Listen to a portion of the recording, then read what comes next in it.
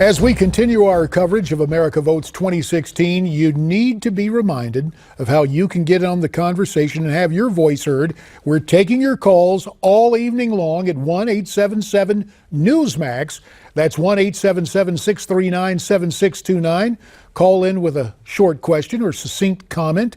We will put you on the air live. Again, 1-877-Newsmax, and we look forward to hearing from you.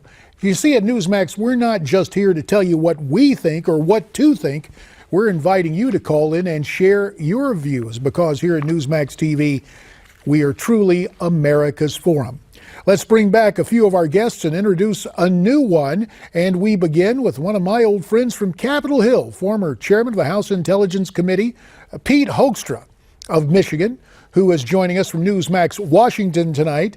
And also with us, as you see, screen left, Bernie Kerik, and right there in the middle of the screen from Nashville, Tennessee, Scottie Hughes. And we continue, and we should also point out that Steve Malzberg is standing by at Newsmax New York. Likewise standing by via telephone from Columbia, South Carolina, it is Shannon. Shannon, I understand you want to talk about both Mr. Trump and Senator Cruz. Yes, sir. My question or comment to Cruz is, whenever he saw that Kasich had no clear path to the 1, 2, 3, 7 delegates, he made a comment that he should drop out, and anyone in the race should go ahead and drop out. And he has not done that. Well, let's turn to someone backing John Kasich and get his thoughts on this. Pete Hoekstra, when you heard about the, quote, Kasich-Cruz alliance, what went through your mind? Well, I think this was a very practical decision by both of those candidates. You know, John doesn't have the resources to compete in all of the upcoming states, either does Ted Cruz. So what they've said is, you know, Ted, you take care of Indiana. I'll take care of a couple of states out west. Both of these two candidates are totally dependent on getting to an open convention where they believe they have a shot at getting this nomination. It was a marriage of convenience for both of them that will help them get to their objective, which is the open convention. Scottie Hughes, Pete calls it a marriage of convenience, but it's being portrayed by Mr. Trump as a marriage of connivance. He even used the term collusion from the business world. Has Mr. Trump successfully defined this?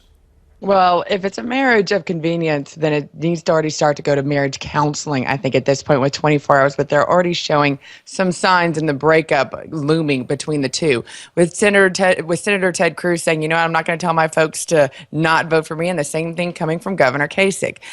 With both of these gentlemen going and sitting there and advocating a brokered convention, basically splintering chaos within our party, you have to look at the other side tonight. Hillary Clinton's speech was very unifying. It sounded very much like a general election speech. We as the Republican Party need to start unifying behind the front runner, the clear front runner in every category, and start trying to unify that message. And I think actually if Senator Cruz and Governor Kasich really wanted to help our party and be a part of the process, right now would be a good chance for them to be the bigger people and go to Ted Cruz or go to Donald Trump and say, how can we help you be able to beat Hillary Clinton in the White House? And we want to be a part of that team. That would be the right thing to do at this point, is obviously they have won the overwhelming majority in both the numbers, the delegates, the popular vote, in every category that exists within this election. Yeah, but Bernie Kerik, that noted political consultant, Yogi Berra, used to say it ain't over till it's over.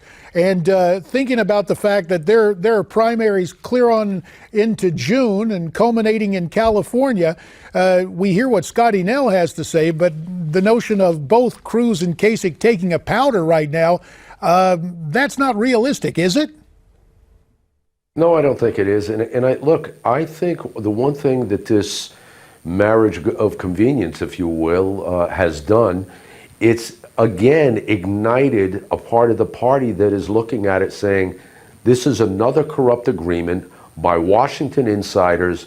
This is exactly what we're trying to get away from. This is exactly why Trump needs to be the nominee. We're sick and tired of politics as usual. They're trying to disrupt the party. This is what's driving Trump as it is. and I think he's going to get a bump. If he hasn't gotten a bump, he's going to get a major bump out of this marriage. Steve Malzberg, I will come to you in just a second, but we want to get another of our callers into the conversation. Checking in from Granite Falls, North Carolina, let's welcome Daryl. Hello, Daryl. Thank you, JD, for taking my call. You bet. I'm 73 years old. I registered one time before and voted for Ross Perot. I just went down and registered last week, and I'm going to vote for Trump. If Hillary Clinton is elected president, we might as well throw in the towel, turn out the lights, the party's over. Daryl, we thank you for your input tonight from Granite Falls, North Carolina. Steve Malzberg, when you hear Daryl talk about that in his early 70s, recounting that the last time he voted in a presidential election in 1992 for H. Ross Perot, you think about Perot that year, you go back to 68 with George Wallace, and it seems that though those candidates had intense popularity, they basically became protest candidates. Donald Trump is not a protest candidate. He's a bona fide presidential contender with a very good chance of winning the Republican nomination. Yeah, I actually started thinking of Dandy Don Meredith when he said, "Turn out the lights, the party's over." I won't sing it, don't worry. No, he had his own unique way of singing it. Look, I think that's absolutely right. And if you want to talk about when you say Ross Perot in the context of this cycle, what scares me is that you got people, and I love Bill Kristol, he's on with me every week, but him and others talking about a third-party candidate as a conservative candidate or a Republican alternative, and that would split the vote. And that, Bill Clinton won with 42% the first time around. So anything like that would give Hillary the White House. But that marriage of convenience was not only collusional, but it was delusional, if you pardon my grammar here, because that Bernie's absolutely right. It just gives Trump another platform to run on and run it. I was the underdog. They're all against me. Even the other two candidates are against me. And John Kasich is so delusional that he's now won for 41. Now he's won for 46. Okay, and he'll stay in it to the end because he thinks somehow, with all due respect to Congressman Hoekstra, someone's going to pick him. Somehow he's going to get to be the nominee, winning one state. And please. Well, since you mentioned Pete's name, let's call on Pete Hoekstra. John's situation in Ohio, the convention in Cleveland. What will happen out of this? Do you not expect Kasich? We're hearing so much talk about the number 2 spot on the ticket. Do you think he's completely walled that off?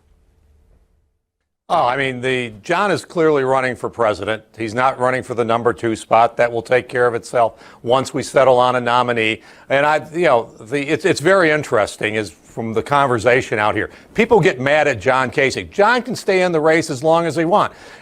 If the Trump supporters tonight believe that it was a stupid move by Kasich and Cruz to do what they did, they ought to be thrilled because this is going to give Donald Trump a bump. They should be thrilled for Kasich and Cruz making such a stupid move. And then calling it a move, corruption and rigged system and all these words. They're not doing anything to bring the party together. If the system is rigged, so far it's been rigged in favor of Donald Trump. He's gotten about 38% of the popular vote, and he's gotten 48% of the delegates. That looks like a rigged system to me, but it's not rigged for the other candidates. But I think we ought to just move away from those votes, that rhetoric. The bottom line is many of us who are supporting Cruz or who are supporting Kasich, our objective is to get a good, solid nominee. It's going to be one of these 3 people. We are not engaged in personal politics. And if Donald Trump or Ted Cruz ends up being the nominee, I, as a John Kasich supporter, will support whoever that nominee is because the bottom line is